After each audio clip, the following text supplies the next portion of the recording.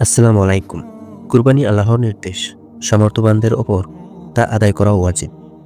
যুগে যুগে আল্লাহ তাআলা প্রত্যেক জাতির জন্য কুরবানির নিয়ম করে দিয়েছেন। তেমনি এই জাতির সামর্থ্যবানদের ওপরও কুরবানি আবশ্যক।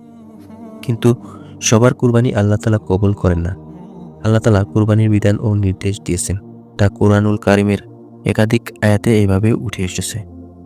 প্রত্যেক জাতির জন্য আমি কুরবানির নিয়ম করে দিয়েছি, যাতে তারা আল্লাহর নাম স্মরণ করতে পারে।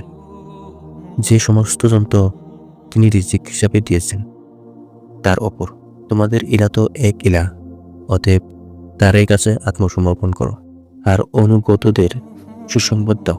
আপনি আপনার রবের জন্য নামাজ আদায় করুন এবং কুরবানি করুন। যাদের কুরবানি কবুল হবে না, প্রিয় দর্শক, কুরবানি আল্লাহর নৈকট্য অর্জনের অন্যতম মাধ্যম। আল্লাহর জন্য পরিশুদ্ধ ও একনিষ্ঠ ইবাদত। এই ইবাদতে বিন্দুমাত্র সন্দেহ সংশয়ের স্থান নেই। কোনো রকম সন্দেহ সংশয় থাকলে কুরবানি হবে না। কুরবানি দেওয়া সত্ত্বেও যাদের কুরবানি আদায় হবে না, তারা হলো ১ নম্বর, নিয়তে বিশুদ্ধতা না থাকা। কুরবানি কবুল হওয়ার জন্য একনিষ্ঠতা তথা নিয়ত বিশুদ্ধতা থাকা জরুরি। কুরবানিতে কাউকে শরিক করার ক্ষেত্রে গুরুত্বপূর্ণ বিষয় হলো ভালোভাবে জেনে বুঝে অংশীদার নির্বাচন করা। কারণ কোনো শরিকের নিয়ত গলত হলে কারো কুরবানি শুদ্ধ হবে না। কেননা আল্লাহর কাছে কুরবানির রক্ত, মাংস ও হাড় কিছুই পৌঁছে না, বরং পৌঁছে মানুষের নিয়ত তথা তাকওয়া। এই বিষয়টি আল্লাহ তাআলা এভাবে তুলে ধরেছেন। ২ নম্বর, কুরবানির পশুর প্রদর্শনী করলে। কুরবানি হবে শুধু আল্লাহর জন্য, লোক দেখানোর জন্য নয়, কিংবা সুনাম সুখ্যাতির জন্য নয়। মানুষকে দেখানোর জন্য বাজারে বড় বড় সুন্দর ও দামি পশু জবাই করলেই কুরবানি হবে না, বরং তাতে ইখলাস থাকতে হবে, তবেই কুরবানি কবুল হবে। কুরবানির পশু প্রদর্শনীয় ইচ্ছা থাকলে এই কুরবানি আল্লাহর কাছে কবুল হবে না। ৩ নম্বর, কুরআন সুন্নাহর বিধানের লঙ্ঘন হলে।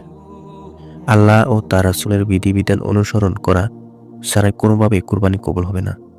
বিষয়টি আল্লাহ তাআলা কুরআনুল কারিমে এভাবে যে তার প্রতিপালকের সাক্ষাৎ কামনা করে সে যেন সৎকর্ম করে এবং তার প্রতিপালকের ইবাদতে কাউকে শরিক না করা। সুতরাং যারা কুরবানি করবেন তাদের কুরবানি কবুল হওয়ার জন্য কোরআন সুন্নাহর দিক নির্দেশনার প্রতি লক্ষ্য রাখার গুরুত্ব অপরিসীম।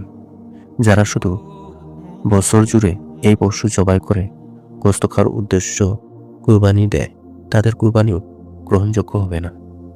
৪ নম্বর, ভাগ-বণ্টনে গরমিল হলে। কুরবানির পশুতে প্রত্যেকের অংশ সমান হতে হবে। কারো অংশ অন্যের অংশ থেকে কম হতে পারবে না। যেমন কারো আধা ভাগ, কারো ১.৫ ভাগ। এমন হলে কোনো শরিকের কুরবানি শুদ্ধ হবে না। উট, গরু, মহিষ ৭ ভাগে এবং ৭-এর কমে যে কোনো সংখ্যা, যেমন ২, ৩, ৪, ৫ ও ৬ ভাগে কুরবানি করা জায়েজ। উটের বয়স ৫ বছর হতে হবে। গরু ও মহিষের বছর ২ বছর হতে হবে। ৫ নম্বর, গোশত খাওয়ার নিয়তে কুরবানি করলে। যদি কেউ আল্লাহ তাআলার হুকুম পালনের উদ্দেশ্য ছাড়া কুরবানি না করে শুধু গোশত খাওয়ার নিয়তে কুরবানি করে, তাহলে তার কুরবানি সহিহ হবে না। তাকে অংশীদার বানালে শরিকদের কুরবানিও কবুল হবে না। ৬ নম্বর, অবৈধ টাকায় কুরবানি করলে। হারাম টাকা দিয়ে কেউ কুরবানি করলে তার কুরবানি আল্লাহর কাছে গ্রহণযোগ্য হবে না। কেননা আল্লাহ তাআলা পবিত্র, তিনি শুধু পবিত্রতায় গ্রহণ করেন। তাছাড়া কুরআনুল কারিমে হালাল সম্পদ থেকে ব্যয় করার নির্দেশ এসেছে এভাবে: হে ঈমানদারগণ, তোমরা ব্যয় করো তোমাদের অর্জিত হালাল সম্পদ থেকে। আল্লাহ তাআলা মুসলিম উম্মাহকে একনিষ্ঠ নিয়ত ও কুরআন সুন্নাহর বিধিবিধান মেনে তারই সন্তুষ্টি ও ভালোবাসায় অর্জনের জন্য কুরবানি করার তৌফিক দান করুন। আমিন।